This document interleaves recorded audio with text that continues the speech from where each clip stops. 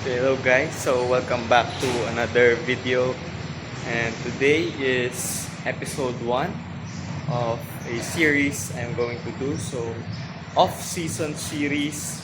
So I'm going to show you guys how I train, and the next year or next season we'll join some leagues and try to find opportunities to play in higher levels of football.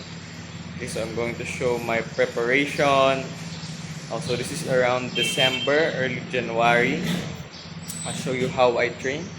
Okay, so for today, I'll show you. We'll do some indoor and outdoor training. Okay, so yeah, today episode 1. We're training in the trenches. So my point for today is no excuses. So we don't have a football field, okay? But we try to find ways. So I'm trying to train here indoor. We have a wall, trying to do wall passing, and yeah, maybe later, maybe do some here. We have a little field portion here. So I'm going to show you guys no excuses. So you don't need equipment, you don't need a football field to train. So I only have here a ball.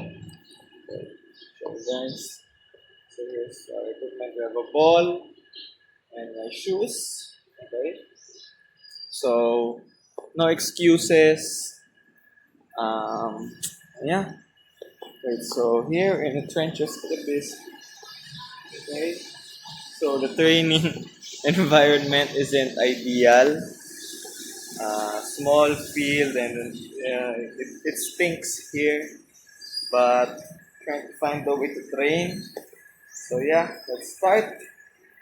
We'll do wall juggling, passing, first touch, and some long balls or kicking mechanics. So yeah, so I'll show you guys how I train.